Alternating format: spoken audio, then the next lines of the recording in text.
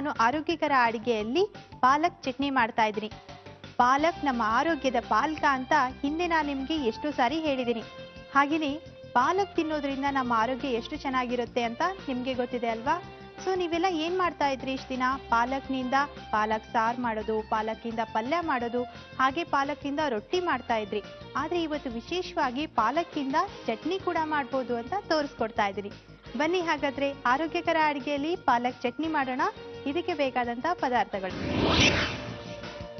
ಪಾಲಕ್ ಸೊಪ್ಪು, ತೆಂಗಿನ ತುರಿ, ಎಣ್ಣೆ, ಮೆಣಸಿನಕಾಯಿ, ಬೆಳ್ಳುಳ್ಳಿ, ಕೊತ್ತಂಬರಿ, ಇಂಗು, ಸಾಸಿವೆ, ಉಪ್ಪು.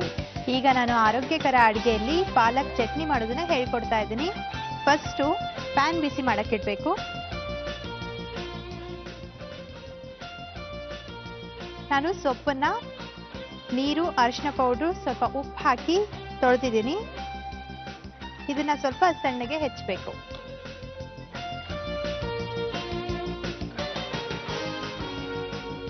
ಹಾಗೆಯೇ ನೀವು ಮಳೆಗಾಲದಲ್ಲಿ ಸೊಪ್ಪು ತರಕಾರಿ ತಗೊಳ್ಳುವಾಗ ತುಂಬಾ ಹುಷಾರಿಂದ ನೋಡಿ ತಗೊಳ್ಳಿ. ಯಾಕಂದ್ರೆ ಹುಳಗಳು ಮತ್ತೆ ಜಾಸ್ತಿ ಆಗಿರುತ್ತೆ ಈ ಟೈಮ್ನಲ್ಲಿ. ಕೆಲವೊಂದ್ಸಾರಿ ಬದನೆಕಾಯಲ್ಲಿ ಗೊತ್ತೇ ಆಗಲ್ಲ. ಅದಕ್ಕೆ ಹೇಳ್ತಾ ಇದ್ರು ಹಿಂದಿನ ಕಾಲದಿಂದ ಬದನೆಕಾಯಿ ತಗೊಳ್ಳುವಾಗ ಮಾತ್ರ ಹಗಲೊತ್ತೆ ಹೋಗ್ಬೇಕು ಅಂತ. ನೀವು ಸಂಜೆ ಹೊತ್ತು ಹೋಗ್ಬಿಟ್ರೆ ಗೊತ್ತೇ ಆಗಲ್ಲ ನಿಮ್ಗೆ ಅದರಲ್ಲಿ ತೂತಾಗಿರೋದು. ಈಗ ಪ್ಯಾನ್ ಬಿಸಿ ಆಗಿದೆ ಅಲ್ವಾ? ಪಾಲಕ್ನ ಇಷ್ಟು ಹಾಕ್ಬೇಕು.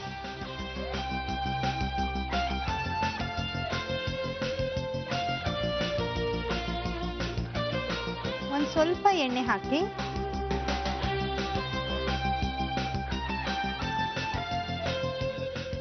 ನಾನೀಗ ಯಾವ ಎಣ್ಣೆ ಹಾಕಿದೆ ಹೇಳಿ?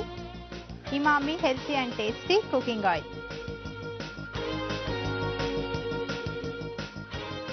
ಪಾಲಕು ಸ್ವಲ್ಪ ಬಿಸಿ ಆಗ್ತಾ ಇದ್ದ ಹಾಗೆ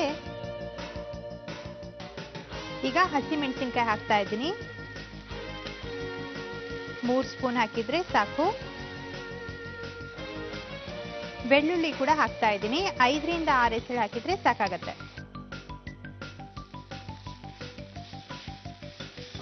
ಸ್ವಲ್ಪ ಎಣ್ಣೆ ಹಾಕ್ಬಿಟ್ಟು ಫ್ರೈ ಮಾಡಿದ್ರೆ ಚೆನ್ನಾಗಿರುತ್ತೆ ಟೇಸ್ಟು.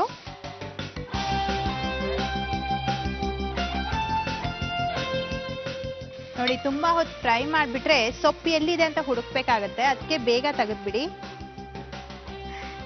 ಯಾಕಂದ್ರೆ ಪಾಲಕು ಬೇಗ ಕರಗತ್ತೆ ಬಿಸಿಗೆ.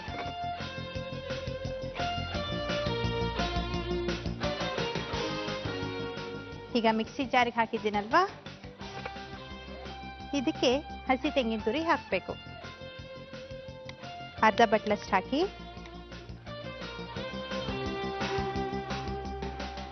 ರುಚಿಗೆ ತಕ್ಕಷ್ಟು ಉಪ್ಪು ಹಾಕಬೇಕು.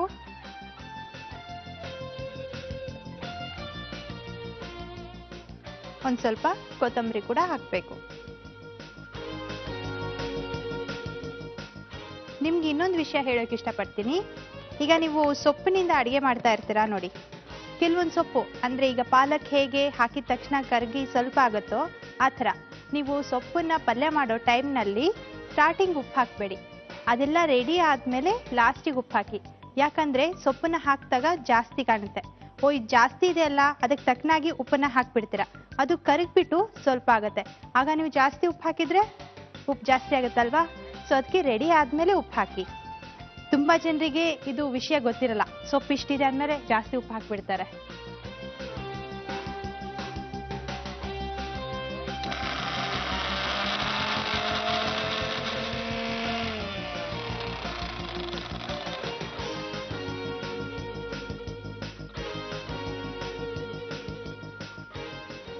ನೋಡಿ, ಈ ತರ ನೀರೇ ಹಾಕೋದು ಬೇಡ, ಹಾಗೆ ರುಬ್ಬೋದು.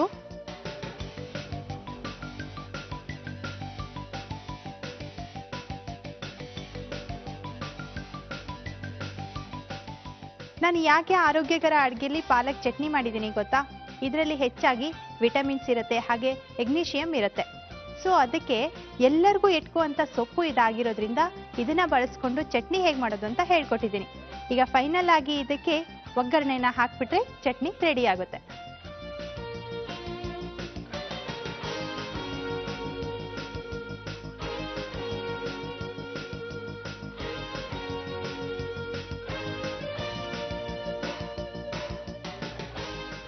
ಹಾಗೆಯೇ ನೀವು ಯಾವುದೇ ಚಟ್ನಿ ಮಾಡಿ ಅದಕ್ಕೆ ಒಗ್ಗರಣೆ ಹಾಕುವಾಗ ಸ್ವಲ್ಪ ಎಣ್ಣೆನ ಕಮ್ಮಿ ಹಾಕಬೇಕು.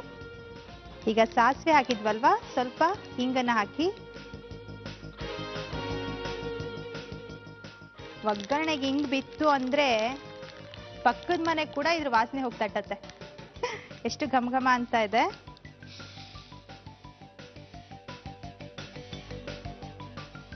ಓಕೆ, ಫೈನಲ್ ಟಚ್ ಕೊಟ್ಟಿದ್ದಾಯ್ತು ಒಗ್ಗರಣೆಯಿಂದ.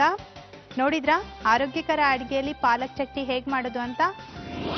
ಪಾಲಕ್ ಚಟ್ನಿ ಮಾಡುವ ವಿಧಾನ. ಪ್ಯಾನ್ನಲ್ಲಿ ಹೆಚ್ಚಿದ ಪಾಲಕ್ ಸೊಪ್ಪು, ಎಣ್ಣೆಯನ್ನು ಹಾಕಿ ಹುರಿದುಕೊಳ್ಳಿ.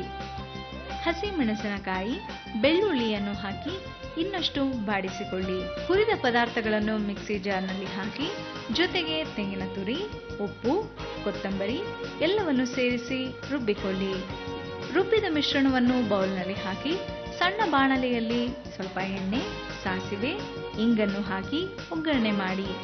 ಈ ಒಗ್ಗರಣೆಯನ್ನು ಚಟ್ನಿಯಲ್ಲಿ ಹಾಕಿ ಚೆನ್ನಾಗಿ ಮಿಕ್ಸ್ ಮಾಡಿ. ಈಗ ಚಪಾತಿಯೊಂದಿಗೆ ರುಚಿಯಾದ ಪಾಲಕ್ ಚಟ್ನಿಯನ್ನು ತಿನ್ನಲು ಕೊಡಿ.